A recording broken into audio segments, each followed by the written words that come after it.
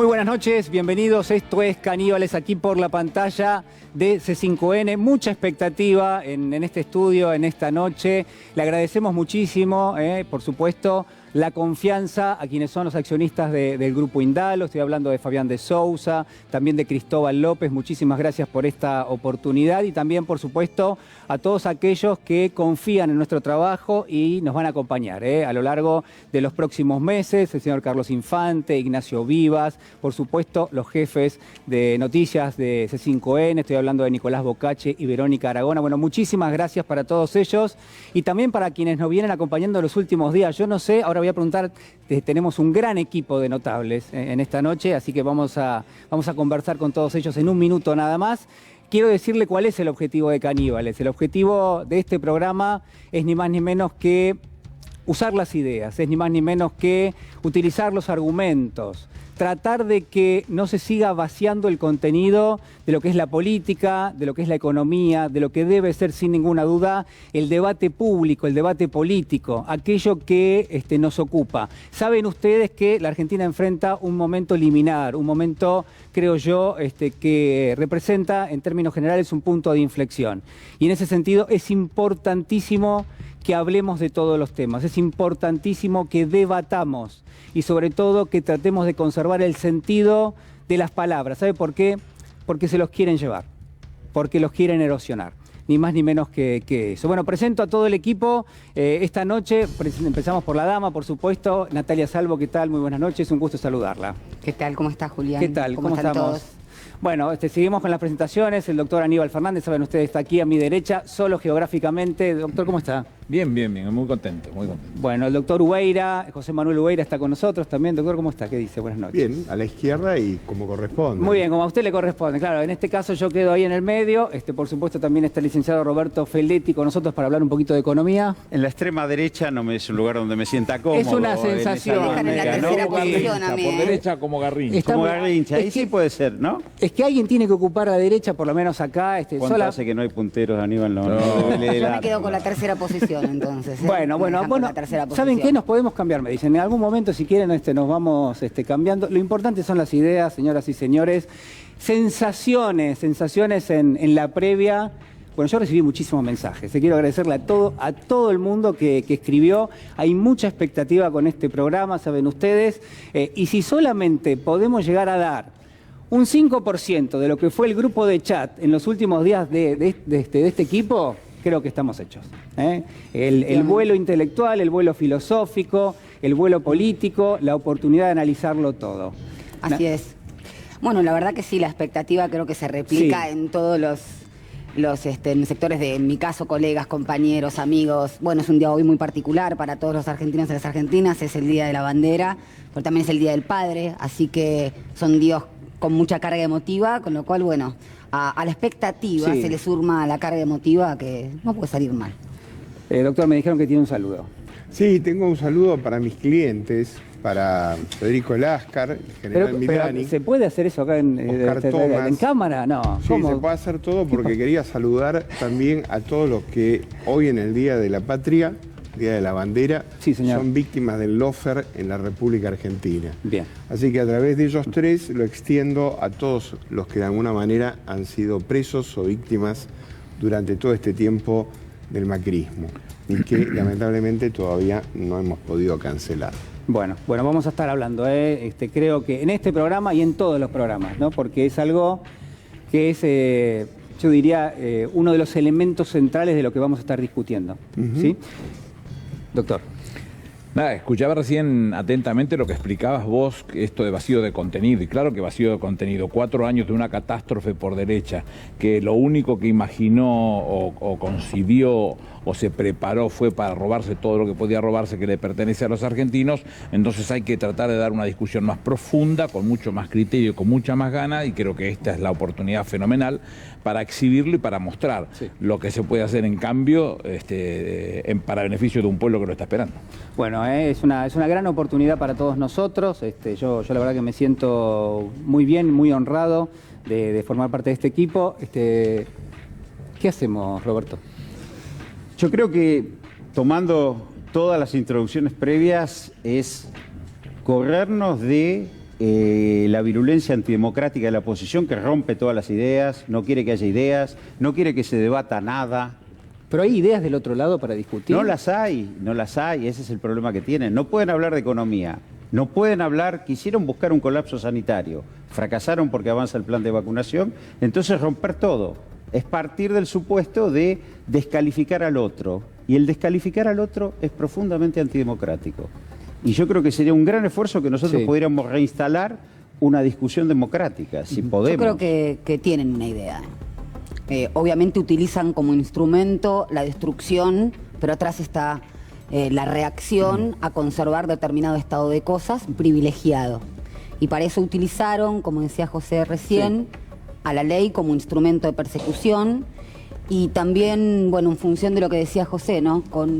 Nosotros tenemos representantes políticas de mayorías, como es Cristina Fernández de Kirchner, que sin lugar a dudas, o Milagros Sala, por ser mujer, también han recibido un plus simbólico de violencia política y también judicial. Creo que es importante destacarlo. Bueno, siento el deseo y la obligación de hacerlo por ser mujer también, y que la verdad que es importantísimo que lo podamos visibilizar, porque justamente intentan poner en todas las demandas sociales de los grupos más vulnerables la palabra privilegio. Y eso creo que es lo peligroso. O, como decías vos, Julián, recién, cooptar el significado de la palabra. Y lo vemos como, por ejemplo, con la palabra democracia, república, libertad, que están absolutamente vacías de contenido, pero que en definitiva significan libertad de mercado. Pasaste por varias palabras que vamos a retomar, ¿eh? Sobre todo nos quedamos con esa palabra, con la palabra libertad, que hoy está en boca de aquellos que me parece que no saben ni siquiera lo que significa, o en todo caso estarán haciendo referencia a alguna otra cosa.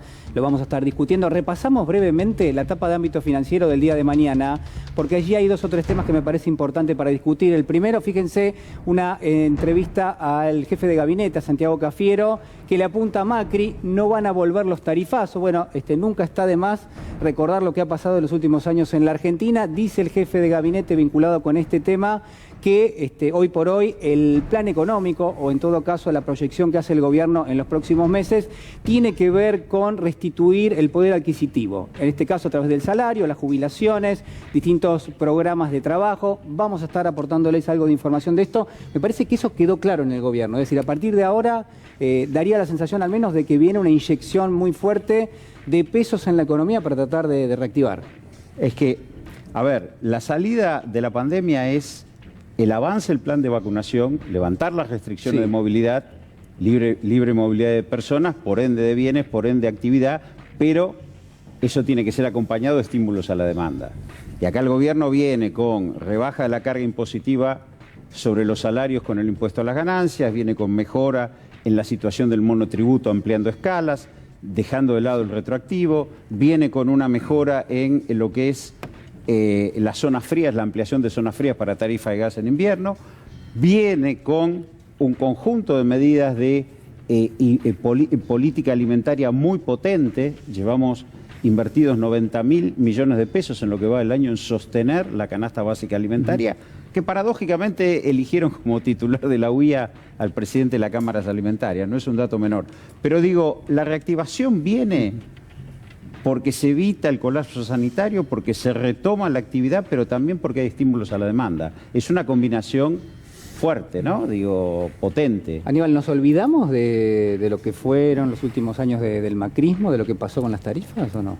No, es imperioso prestarle mucha atención a eso. Lo que dice Roberto va calzado de una posición muy firme en 2 visiones.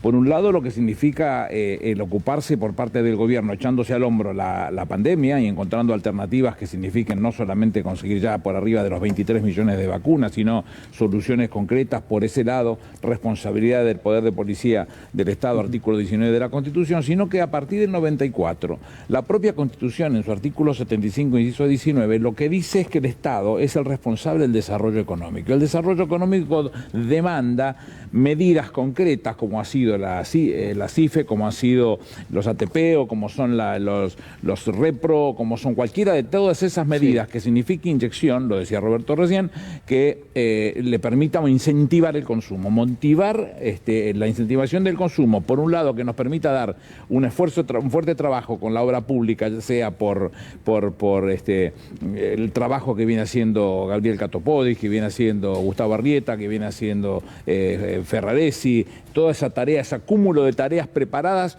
y puestas a funcionar en cuanto el bicho lo permita, o en la medida que podamos colándonos, y a la par de eso fortalecer un mercado doméstico de consumo que sea abastecido por las pymes, que le dé el trabajo a nuestra gente. Bueno, el pueblo está demandando eso. Vamos a hablar de ese tema. A ver, señor director, si podemos ver el próximo título, porque el doctor Aníbal Fernández pasó por varios de estos ejes. Bueno, a ver, atención con esto. Yo la verdad que cuando me lo dijeron no tenía ni idea qué era, pero acá seguramente los doctores sí. Flexiseguridad, piden cambio en indemnización. ¿Quiénes? Los empresarios. Hay un grupo de lobby que va visitando las distintas cámaras. Estuvieron la semana pasada en ADINRA, que es la Cámara de los Metalúrgicos, tratando de llevar adelante lo que son proyectos que se están escribiendo sobre cambios en las indemnizaciones. ¿Esto es viejo o esto es nuevo? Es viejísimo. Ah, mira. O sea que para estar en una etapa no tendría... Mira, siempre cuando se habla de flexibilización, en realidad se habla de precarización. Y piden flexibilidad, ¿no? Hay que leer la Constitución completa. La flexibilidad siempre es del artículo 14 bis, de todos los derechos de los trabajadores. Y no nos fue bien, Julián, con eso. Ya después del consenso de Washington en 1989, en nuestro país tuvimos una experiencia de la primera oleada flexibilizadora que lo que nos dejó fue un 21% de desempleo.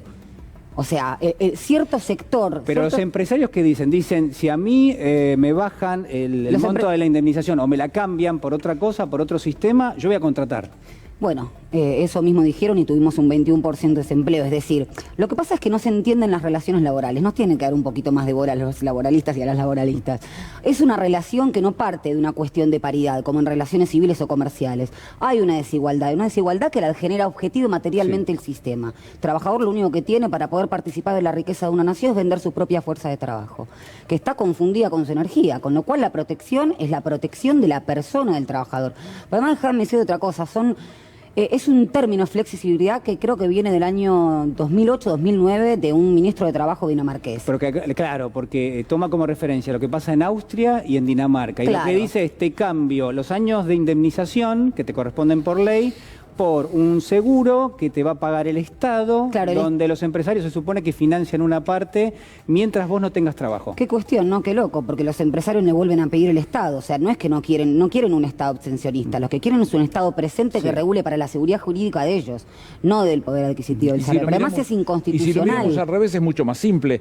Si uno va a trabajar para que le saquen la indemnización, yo no quiero que le den la indemnización. Si yo lo que quiero es que sigan conservando el trabajo. Lo que me interesa es el trabajo. Entonces no me importa lo que me puedas reemplazar o darme a cambio de una indemnización que estoy teniendo hoy porque me lo dice la propia ley del contrato de trabajo, sino porque lo que quiero es conservar el trabajo. Entonces la discusión no nos vamos a poder de acuerdo nunca porque, como dice Natalia, el 14 bis lo que estás haciendo es arrancarle todo lo protección contra el despido arbitrario, es decir, el despido sin ningún tipo de causa, el descarte de personas. Bueno, tuvimos un secretario de Empleo que era Ponte en la gestión anterior, que hablaba de comer y descomer trabajadores. O sea, no quiero ser vulgar, pero simplemente se trata de descartar a la gente. Yo la verdad que de laboral, dicen que Lincoln decía que es preferible quedarse callado y pasar por tonto que abrir la boca y confirmar, ¿no?, que uno lo es.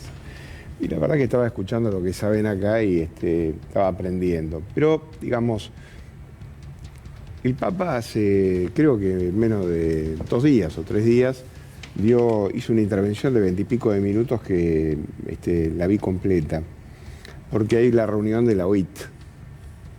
Entonces, el centro del discurso del Papa fue vinculado a la cultura del descarte, a la creación, digamos, de toda una estructura de pensamiento que tiene que ver con el descarte de la gente, ¿no? Y hace 2 advertencias a los sindicalistas que me parece que son muy puntuales, ¿no? Yo siempre he tenido un gran problema con los sindicalistas en la República Argentina, ideológico, ¿no? Por el tema, aparte me molesta que los sindicalistas sean gordos, ¿no? Pero me genera algún tipo de inquietud ver que Funes de Rioja ha sido elegido presidente de la UIA. ¿Por qué? ¿Qué pasó ahí? Porque es el alentador natural de toda esta cuestión de la flexibilidad. Y Bueno, es cierto, ya Y dijo bueno, que sí, que estaba de acuerdo, ¿no? Bueno, Claro, por supuesto no es que está de acuerdo, sino que lo pusieron para eso. En segundo lugar, agarra el gobierno en un momento de debilidad, porque es una debilidad general, Sí. como para poder de alguna manera poner en valor lo que está por venir después de la pospandemia, y pareciera que se quieren subir al caballo de la extorsión. Y el tercer lugar es que el Papa le hace una gran referencia a los sindicalistas, a los cuales dice que ellos son los centinelas que deben estar velando no solamente por aquellos que trabajan, sino fundamentalmente por aquellos que están fuera del mercado sistema, laboral, claro. y fuera del sistema. Entonces me parece que hay una deuda muy importante de los sindicatos en la República Argentina en cuanto a acercarse a las organizaciones sociales y ver de alguna manera cómo es que generamos más laburo. Bueno, es importante eso. A ver, si me dejan, señor director, tenemos tenemos la frase caníbal, no, tenemos la tapa de ámbito, el último de los títulos, ahí está, Banco Mundial. Atención con esto es un informe del Banco Mundial que compara 50 países, dice Argentina, entre los países de más ayuda a empresas, se hace un estudio y se tiene como dato objetivo que la Argentina, en términos de lo que es el paquete de asistencia vinculado al COVID, a través del gobierno nacional, llegó a un 45% aproximadamente del total de las empresas que tienen actividad en la Argentina con algún tipo de asistencia. Cuando uno va a ver los países de Europa, los países que se consideran de economías desarrolladas, bueno, tienen la misma proporción. Cuando vas a ver países que no tienen un desarrollo importante, llegan solamente al 10%. Esto muestra el esfuerzo del gobierno argentino. Es un esfuerzo grande y para mí torna más incomprensible la agenda de la cúpula empresaria.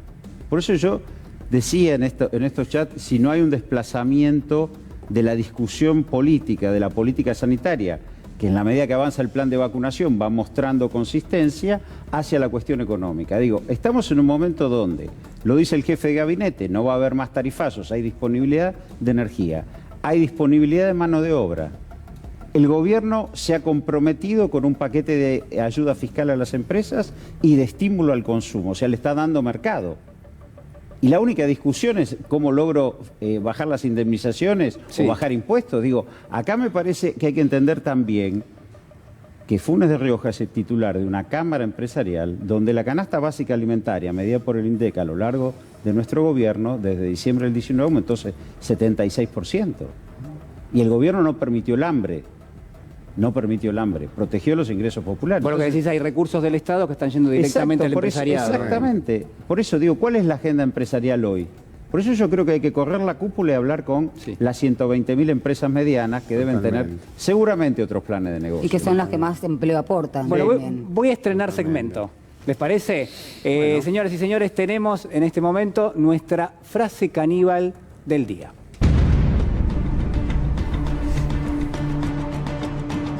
Una época donde ustedes apretan un botón y escuchan música.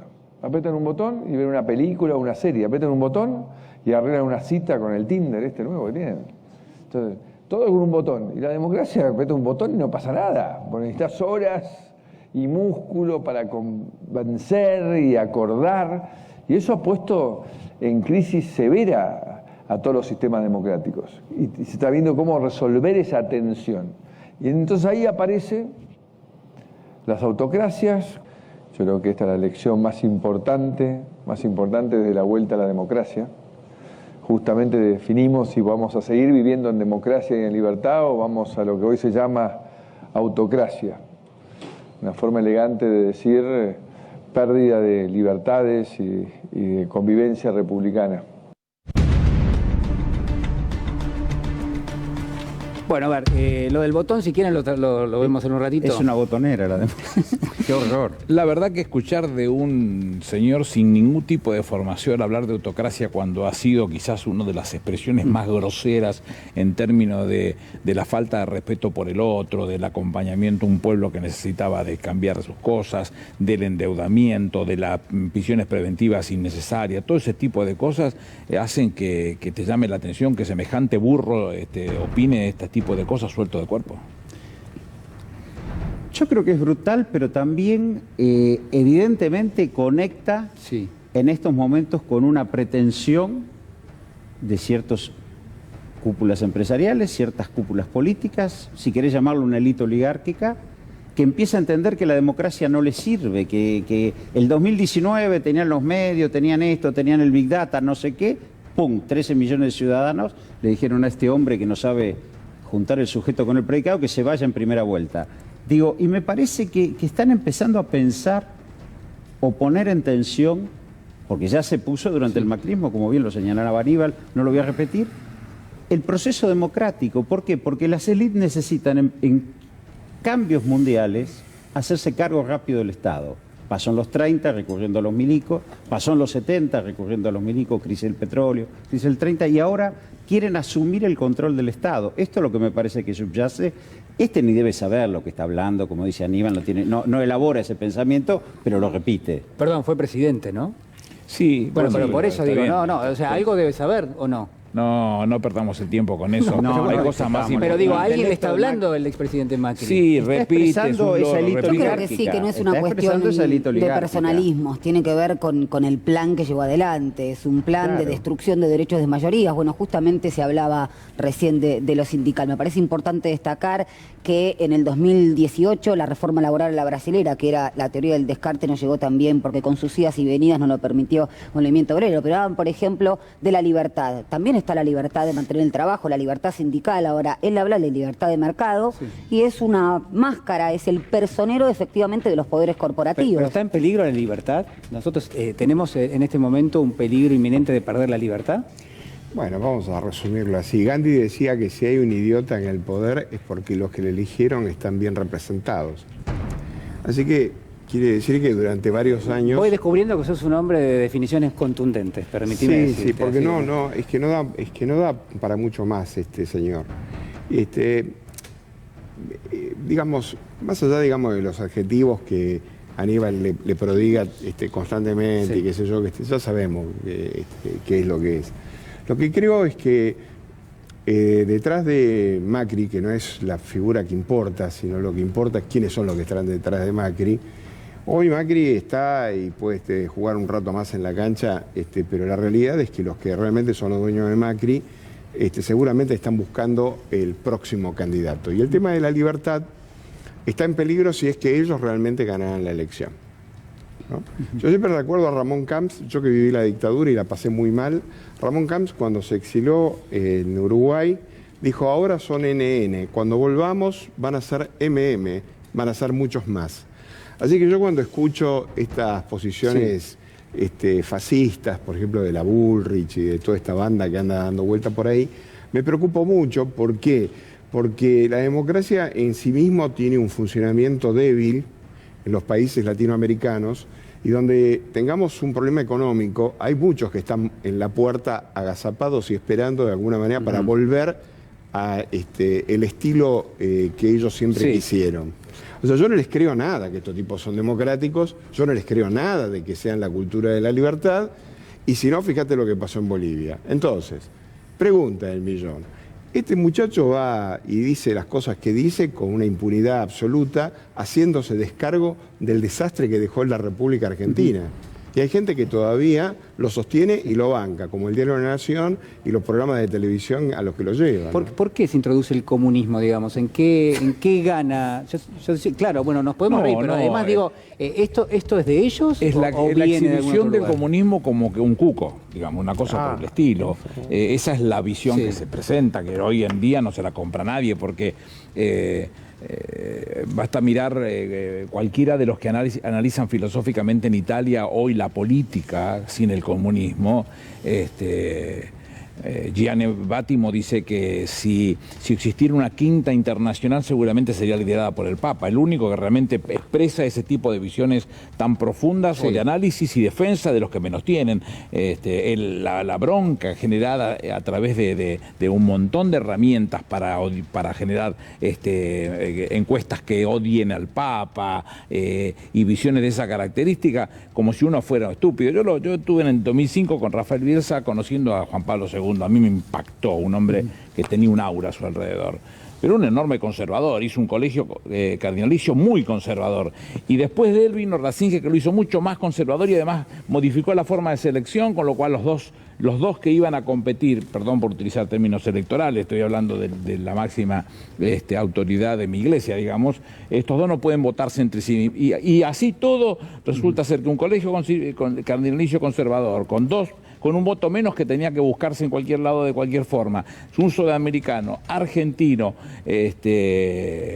jesuita y encima cultor de la opción por los pobres, lo odian, claro, hacen bien no odiarlo, les juro que hacen bien no odiarlo porque no piensan ni parecido como esta gente, cabezas de frasco con plata en el bolsillo, nada más que eso. Ahora, el comunismo, ojo que cuestiona todo, ellos cuando hablan de comunismo están hablando de cuestionar cualquier intervención del Estado en la asignación de recursos económicos. O sea, es el mercado llevarlo al límite. El mercado al límite. Eso es vas a encontrar a varios como Pero acá ojo con eso. En Latinoamérica es el populismo. Ojo también con eso. Pero, o sea, son dispositivos que buscan el enemigo interno. En definitiva, lo que... O sea, yo creo que hay una ruptura. Te enojaste, sí. Hay una ruptura porque cuando hablan de libertad es perfecto, pero cuando gestionaron, aumentaron entre 1.000 y 2.000% la tarifa. Pero la libertad es para quiénes, perdieron entonces, para ellos, de Pero qué hacer lo que libertad, quieran. crearon pero, a ver, ¿qué libertad están hablando si ellos son los que crearon la Gestapo esta durante la etapa del macrismo, la que estamos jugando? Con el prófugo y con todos esos. O sea, Eso ellos... es el prófugo. Pepín Rodríguez Simón. Me dijiste que no le decías Pepín. Ah, sí, ahora sí. ¿Por qué? Porque es mucho más fácil para Es exhibirlo. más fácil para exhibirlo, claro. Ahora Pero sí. ¿Viste Es más fácil para exhibirlo. Lupin? Sí, claro, por supuesto. Sí. Pero crearon una Gestapo en democracia. Y estos tipos vienen a hablar de comunismo. O sea, armaron todo este esquema bancado por la Embajada de los Estados Unidos de Norteamérica acá en el país. A ver, tenemos la causa Cuadernos, que la generaron ellos para acabar con el empresariado local y traer el empresariado de allá. Y estos tipos vienen a hablar de comunismo, vienen a hablar pero de derecho, de garantías, pero dejate de Bueno, joder. es la primera vez que escucho un concepto tan claro sobre la causa Cuadernos, que a todos más o menos nos consta que tiene muchos elementos de eso, ¿no? Sí, totalmente. Pero es lo que dice Natalia también. Mira Brasil. ¿Cuántas Brasil. constructoras quedaron con capitales Mira brasileños? Y miren a Brasil también en Ecuador con las mismas instituciones como la ley del arrepentido, que también están hechas en imagen y semejanza de lo que pedía el Departamento de Estado y que sirve justamente para introducir en espionaje ilegal o generar este tipo de causas y tener esta justicia paralela, ¿no? Y También hicieron lo mismo con el garantismo. Utilizar otro tipo de ingredientes. Van a ver en esta semana, como nado sincronizado de su dosis de televisión, De Rinconet, sí. un montón de periodistas que son los que le hacen la corte a esta gente. Yo no sé si es que cobran o son sumamente alcahuetes, que quiero creer que cobran No y pueden bien. sumar una idea Claro. también. Criticando los sueldos de los embajadores, los sueldos de los ministros, los sueldos, como si esto fuera reemplazable por algo distinto a lo que mostraron ellos mismos. Bueno, ¿no? a propósito de lo que decís, Aníbal, porque te adelantaste, pero mira, a ver, lo compartimos porque esto es lo que va a seguir viniendo, pero esto es lo que ya pasó.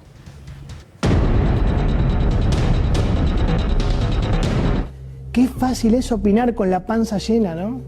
Con el bolsillo lleno, mejor dicho. Cobrando en euros, viviendo en un palacio, en un castillo, qué fácil, ¿no? ¿Sabes cuánto gana Alfonsín? ¿Sabes cuánto gana Alfonsín? Sentate. Lo contó Santi a principio de año, hace algunos meses, Santi Bulat. $12.500. Así es fácil. 2 palos por mes tomando dólar blue. Y yo también te milito así la cuarentena. ¿Sabes cuánto gana Scioli, el embajador Scioli en Brasil? $14.000 por mes. 2.200.000 pesos tomando el blue, ¿no? Tiene bastante laburo para hacer después el divague del presidente el otro día. El gran problema acá es la profunda desconexión entre el gobierno y la gente. No están conectados. Viven en otro planeta. No empatizan, no caminan la calle.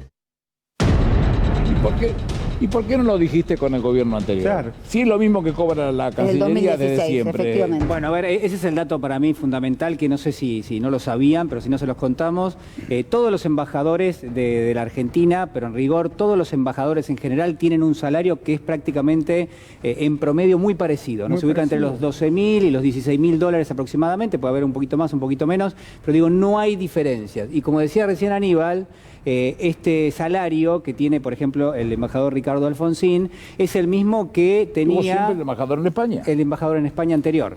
Es decir, que es el mismo salario que Y el estuvo anterior, vigente. y el anterior, Claro. El anterior y el anterior. Claro. Y entonces, ¿cuál es el efecto? ¿Qué es lo que se busca? Y bueno, destruir el Estado, destruir la capacidad del Estado de gestionar. Acá podría ser que Jonathan Viale discutiera la política exterior de la Argentina y criticarla y discutimos ideas o rumbos. Acá lo que buscan es que no haya capacidad de administrar el Estado en el marco de una democracia social bastante importante como la Argentina, porque casi todos han ocupado lugares importantes en la Argentina sin provenir de familias ricas.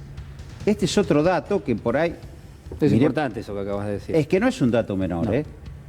No es un dato menor. Todos nosotros, con Aníbal, yo hemos ocupado lugares en el Estado, Aníbal mucho más importante que los míos, sin depender, sin venir de buena familia, o doble apellido, Sí, de o una- nombre de calle. De una élite económica. De digamos. una élite económica.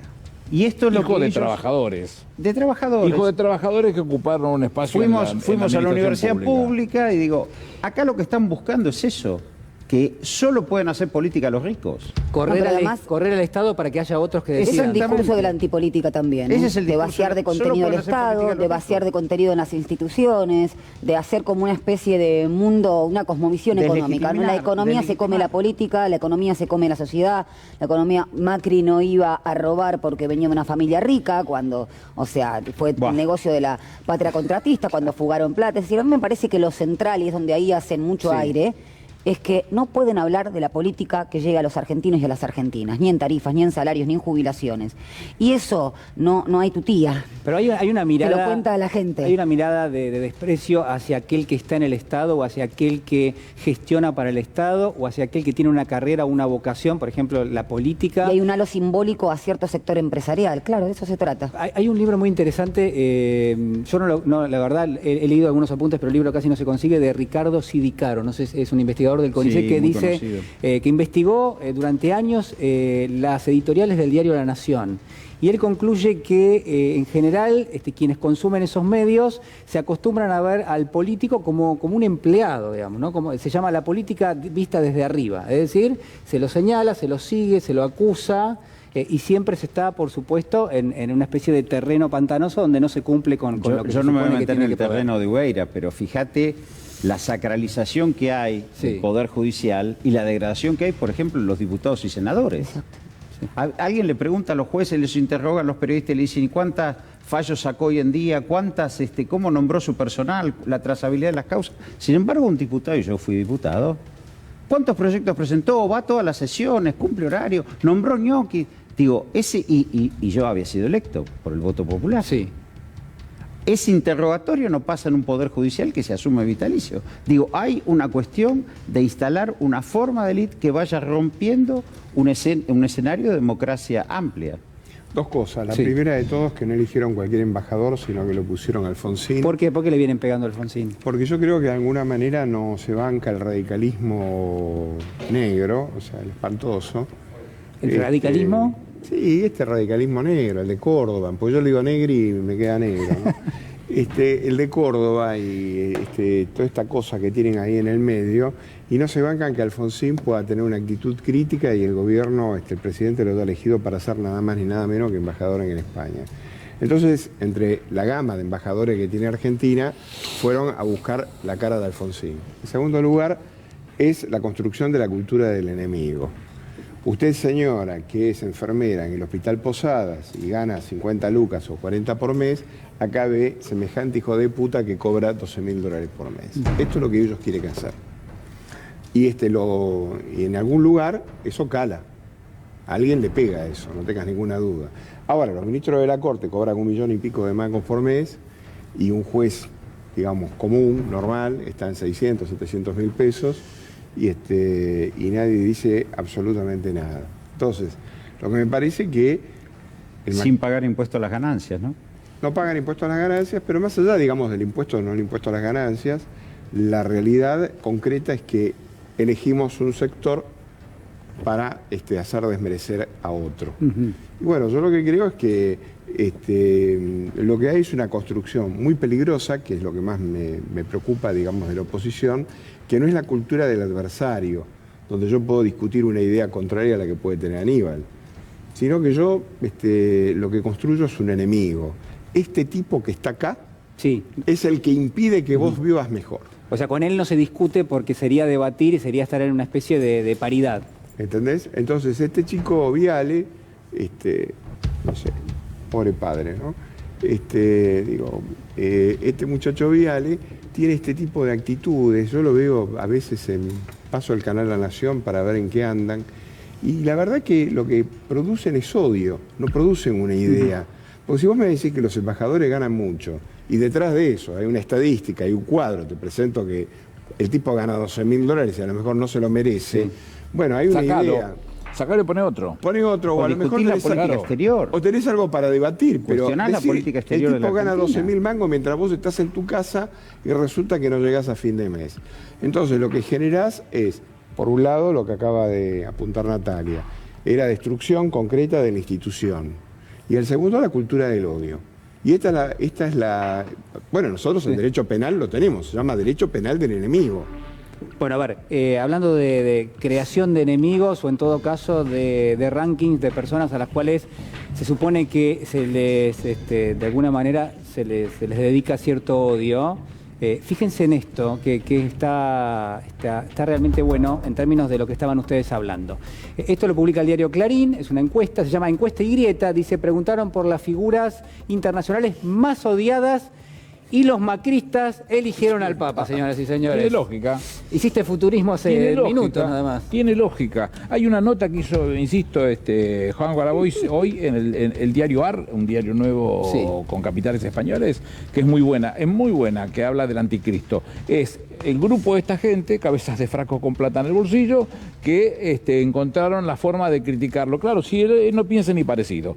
Lo primero es el concepto de llevar adelante la estrategia de la opción por los pobres, lo de defender a los más vulnerables, lo de defender a los trabajadores, lo de defender a los que necesitan de atenciones por parte del Estado, todas esas políticas que tienen que ver mucho con el peronismo. El peronismo tiene una base fundamental en la doctrina social de la Iglesia como para parecerse, y bueno, lo que yo decía hoy de Gianni Báttimo tiene que ver con eso también. Él mismo dice que si hubiera una quinta internacional estaría al frente Francisco, seguramente con esas posiciones que no son comunistas, son lógicas de un partido nacional y popular que respeta al pueblo, que es lo que quiere. Ahora Rerum Novarum, o sea, se acordaron tarde. Sí, claro. Ya con Mater las Magistra. inequidades que Papa producía la revolución industrial surgió esa encíclica. Digo, tiene que ver con la evolución histórica también. Sí. Lo que no quieren es la intervención del Estado. Pero ¿se lo puede odiar al Papa, digamos? ¿O se lo se le está enseñando a la gente que Lo puede odiar? tremendo es, como dice José, o sea, lo tremendo es que hablan del odio y eso enerva la supresión del otro. No es no estoy de Está acuerdo. bien, pero la Bueno, se lo discusión llama el también Papa fue el peronista, tema ¿no? que el Papa puso la propiedad privada en función social, que eso forma parte de la doctrina social de la Iglesia. Y que lo supimos tener en 1949 la Constitución. Estuvo en la Constitución que fue derogada por un decreto y los republicanos, estos republicanos que hablan, nunca pudieron darle una constitución votada por el pueblo en una asamblea constituyente. Las dos constituciones que tuvo la Argentina, 1949 y la que nos rige hoy, la de 1994, fueron asambleas constituyentes votadas por el pueblo. Los republicanos jamás pudieron dotar a la Argentina de una constitución. Son estos, los mismos, que se encubren en república y nunca le pudieron dar una constitución votada por el pueblo legal a la Argentina. Sí. A mí me sigue pareciendo muy fuerte que se elija al Papa y se lo señale y se enseñe a Pero un tiene actor lógica, de la sociedad tiene La Grey absolutamente Católica. lógica. Se agrega una fe confesional, Yo lo sigo al Papa de hace rato y me quedé con la frase de Río de Janeiro, hagan lío, así que estoy acá. Me parece bien, ¿eh? Esto recién empieza. A ver, Roberto, vos decías más temprano que hay falta de alguna manera de ideas, de argumentos por parte de la oposición política, que se quedaron sin ideas y que entonces hay otros elementos que están jugando. Pero vamos a ver lo que decía durante la semana la titular del PRO, Patricia Bullrich, cuando reconoció, bueno, que quiere sumar a su equipo político para las próximas elecciones, a Viviana Canosa, a Oscar Ruggeri, al cantante El Dipi, como candidatos. A ver, ¿por qué? ¿Cuáles son las lógicas que se escriben acá? Y me parece que ese es... Bueno, no sé si vos querías decir algo, pero No, esto no. me parece... Todos quieren decir algo. Después entro atrás. Me parece que está en línea... La banca Judín, así que no hay ningún problema. Me parece que está en línea, claro. Me parece que está en línea con esto que decimos, buscar degradar el debate de ideas, que no haya debate de ideas. Que no haya de ningún debate de ideas y que discutamos barbaridades. Yo voy A ver, alguien que puede decir, la vacuna es un veneno, y después dice, no, quiero que me vacunen, te está quitando a vos el rol de interlocutor, se está burlando de vos. Esto es lo que me parece que está pasando acá.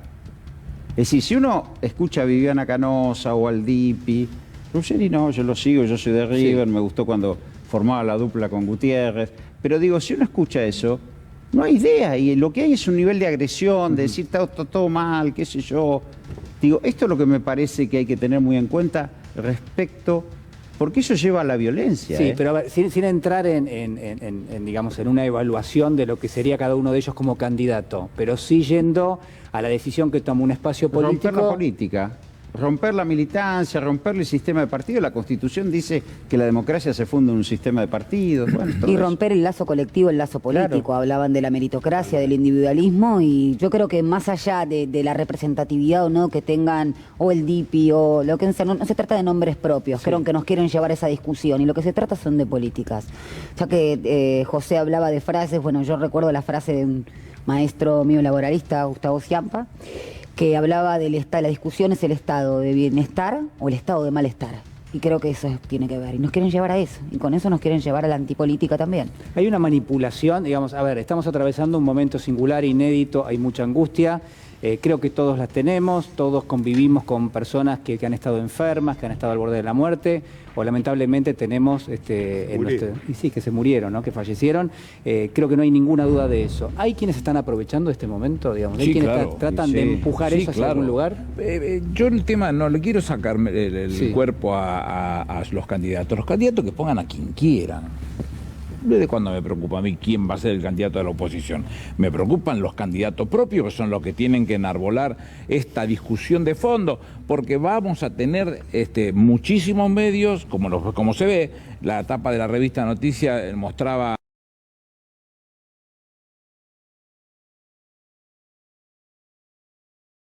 mostrando sabe Dios qué cosa, que nada tiene que ver con lo que realmente están diciendo, que es conspirar permanentemente las 24 horas al día o del día contra el gobierno nacional y el presidente. La vocación tiene que ser esa, mostrar lo que nosotros tenemos como una discusión política y de fondo. Y si hay que debatirlo.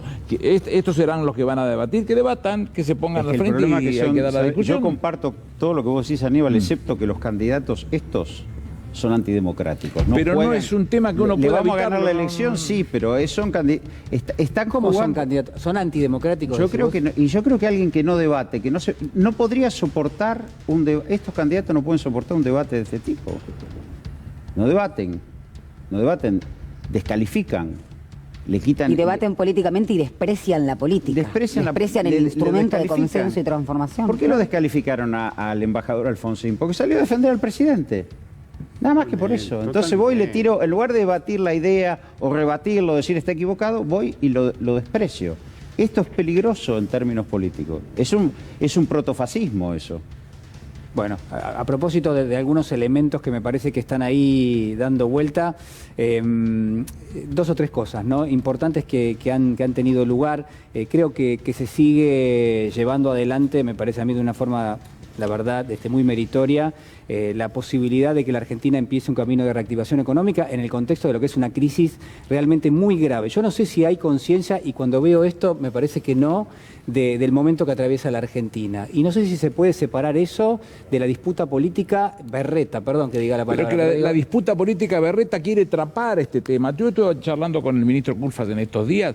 El punto en donde estamos de reactivación económica es muy importante, 63.5 de capacidad instalada. Tenemos una posibilidad cierta de crecimiento, de ver formalmente que saliendo de la pandemia estamos empezando a tener respuestas concretas. Bueno, va a ser entonces la necesidad de mostrar una cosa. Esto del lofer, o que empezó el gallego contándolo, o estas visiones, no son modernas, son muy viejas toda la vida. Y ahora se pone otra vez la discusión de la puja distributiva. Eso es lo que pasa. En los 30, Agustín Pedro Justo y su amistad con Natario Botana hacían lucubraciones de cómo llevarse la marca para un costado, viendo cómo se conflictuaba un tema para no tener que mirar el otro. Y tienen la dicha, perdón por utilizar el término que es groserísimo, de la muerte de Gardel.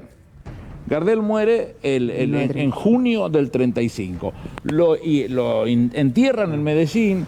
lo que logran es que Agustín Pedro Justo convenza al presidente colombiano, exhuman el cadáver de Gardel, lo sacan de Medellín, lo llevan a Panamá, de Panamá a Nueva York, de Nueva York a Montevideo, Montevideo a Buenos Aires, llega el 6 de febrero, del 24 de junio al 6 de febrero, mirá si tuvieron para tapar porquerías en el medio. No es la primera vez que sucede. El Bueno, negocio de esto los frigoríficos. que estamos viendo, El claro, negociado de los era nada frigoríficos. menos que Roca le costó Rancina. la muerte a Bordavere, casi la muerte el negociado de los frigoríficos. ¿Y de qué se trataba? El Y tratado también Roca-Runciman. de un empuje económico, de qué modelo de país queríamos, si queríamos continuar siendo un país Sí. agroexportador o empezábamos a hacer Usaron. lo que 10 años después Bueno, comenzamos. de todo lo que están hablando, yo estoy leyendo ahí algunas cuestiones de Scalabrini Ortiz, que habla muchísimo de todo Sí, esto, un ¿no? poquitito, Sí. Un poco mucho. Bueno, todo se repite. Todo. Porque prácticamente. estás en la misma discusión. Hoy hay una élite oligárquica que está desesperada por manejar el Estado para asegurarse sus privilegios. Lo decía también Natalia, digo.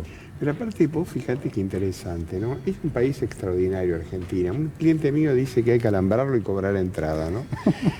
Pero es extraordinario la Argentina. Vos fíjate que la Facultad de Derecho queda sobre la avenida Figueroa Alcorta, que fue el presidente de la Corte que le entregó las llaves De los tres sobre oro. poderes.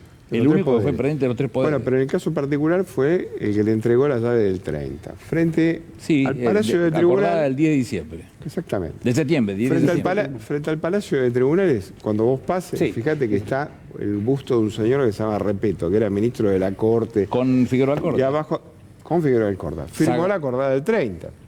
Horacio Rodríguez Larreta, que debe ser el abuelo del que está ahora, fue Era el procurador general el de la dictaminó. Nación que firmó el tema de Larreta. La avenida Cabildo, que supuestamente sería el de la Libertad, la cruzan todos los virreyes. Nosotros somos el único país que pone los virreyes cruzando la avenida Cabildo. O sea, Argentina es un país extraordinario. Bien. O sea, puede ser que un Macri llegue a presidente. Sí, cuando yo estaba en la secundaria me decían que cualquiera podía ser presidente. Macri es la Ahí muestra. está, es el ejemplo. Es la Bueno, demostración. eso lo decían en función de la democracia social Sí, de que, claro. que A ver, hablamos, a ver, no cualquier nabo. Se te va a complicar, Julián. Se me está manejar complicando, se me está complicando. Claro. Señor director. Claro, a ver. ahí es no, otra porque, cosa. a ver, bueno, ahora voy a abrir Cualquier otra sección. ciudadano, no cualquier tonto. digo. Ahora, Roberto, voy a abrir otra sección. Perdón. Tengo que llamar al orden, che. qué Perdón, bárbaro. perdón, Bueno, Guardián. tenemos una barrida y vamos a las charlas de Quincho. A ver.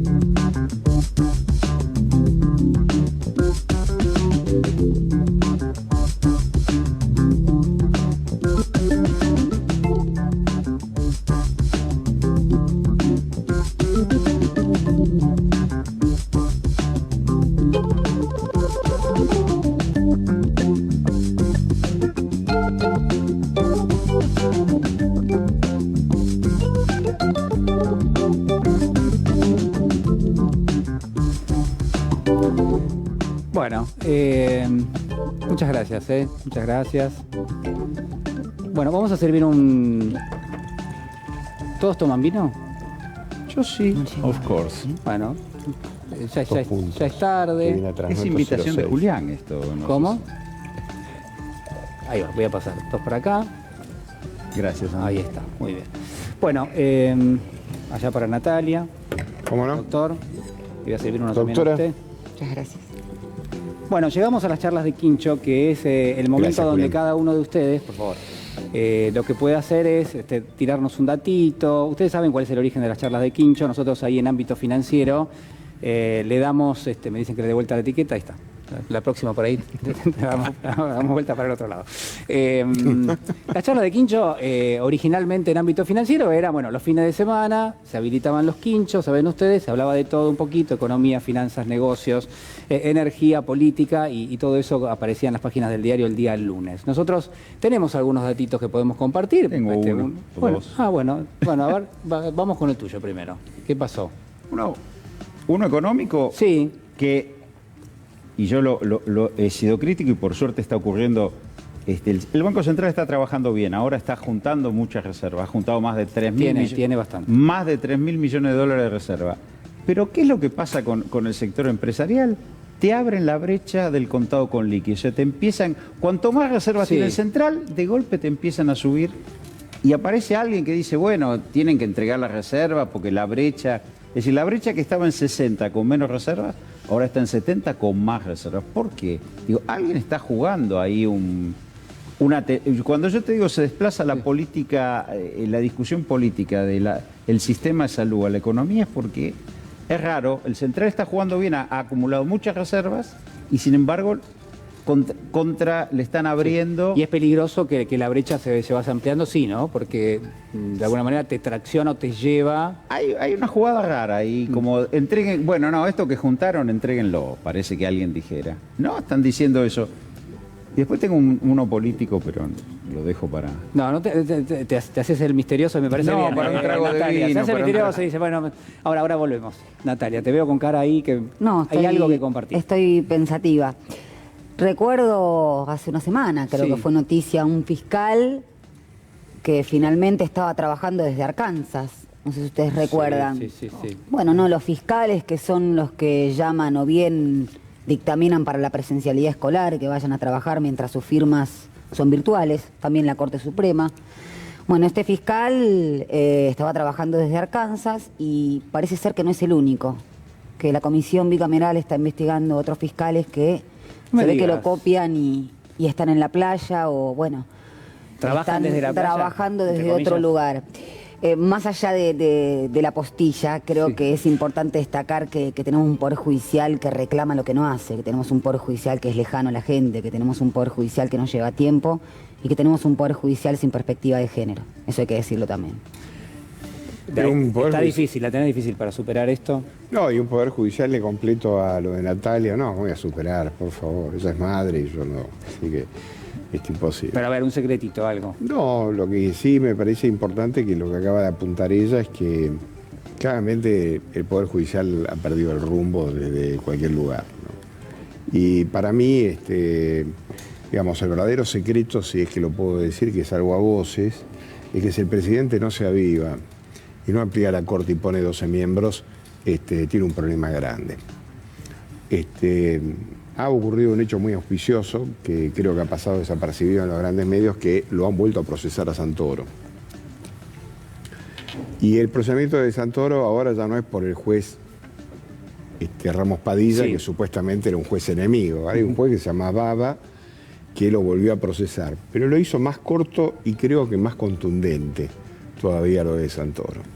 Entonces, me parece que la verdadera noticia, por lo menos que va a correr esta semana, es que claramente en el Poder Judicial le están llamando al orden a determinadas acciones que hasta ahora han venido solapadas durante todo este tiempo. Así que me parece que... Hay que mirar hacia ahí, decís vos, hay que prestar atención ahí. Hay que prestar atención porque hay un debate interno también, porque ya el Poder Judicial, tal cual como está pensado, no existe. Y todos estos números que acabamos de hablar, y el futuro y la reconstrucción, no es posible llevarlo adelante si yo tengo la certeza que pasado mañana viene un juez como el difunto Bonadío y me despoja de todo.